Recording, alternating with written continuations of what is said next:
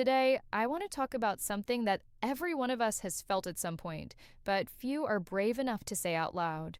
That moment when a woman realizes she's lost you. We've all heard that saying, you don't know what you've got until it's gone. But when it comes to love, that line doesn't just hit, it sinks in. Because it's not just regret. It's reflection, it's memory, it's clarity, all crashing together at once. Let me tell you a story. A close friend of mine went through a breakup not too long ago. When it first happened, his ex seemed totally fine. She acted like she didn't care, like nothing about her life had changed. But months later, out of nowhere, he started getting those random texts. Hey, I saw something that reminded me of you. He asked me, man, why now? Why not back then, when things could have been fixed? And that's when it hit me. This is one of the deepest emotional truths we experience as humans. When you leave someone's life, your absence doesn't just disappear, it leaves an emotional gravity behind. So let's talk about what really happens when she realizes you're gone and what you should do about it. The breadcrumb trail when she first starts to feel your absence, she won't come right out and say she misses you.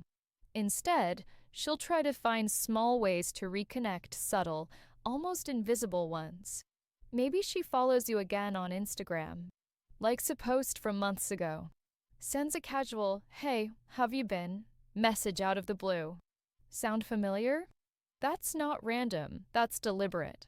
I remember a coworker, Lisa, once told me how she reached out to her ex after months of silence.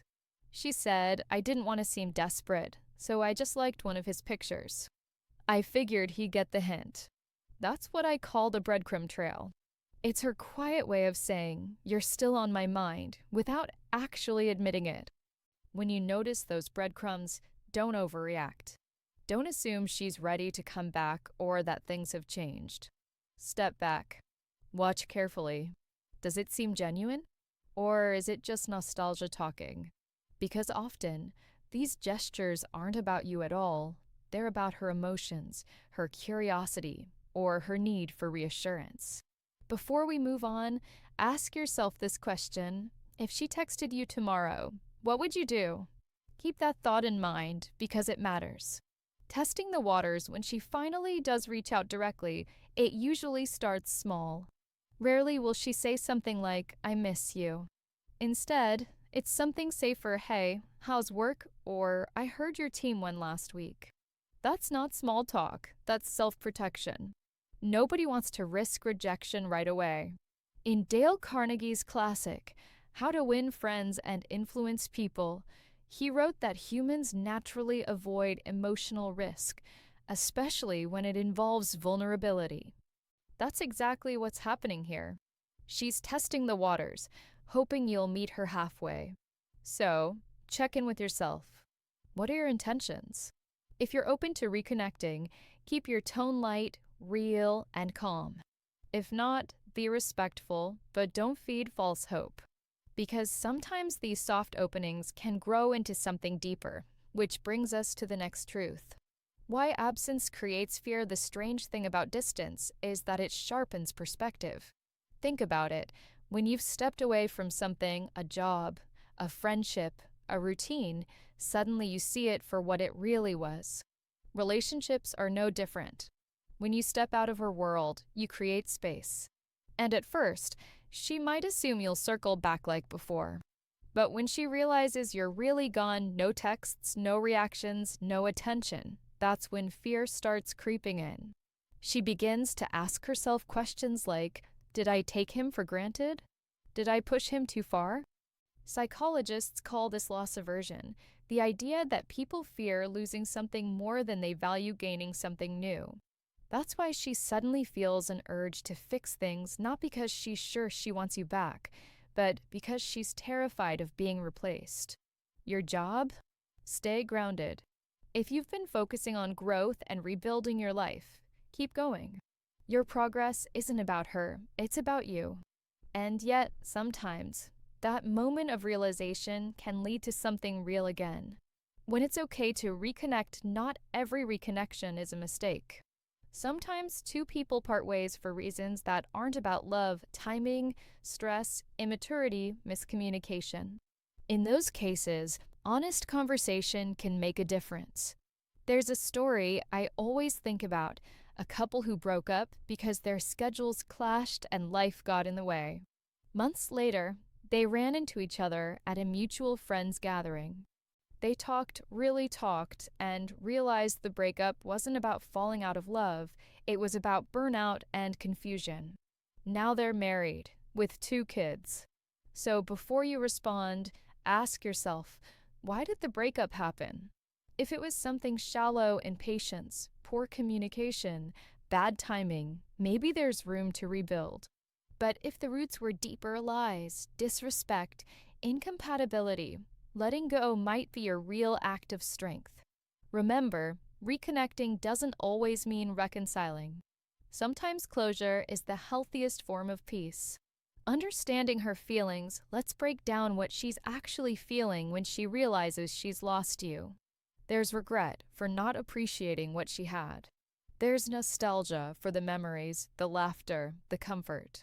And sometimes guilt for her role in the downfall.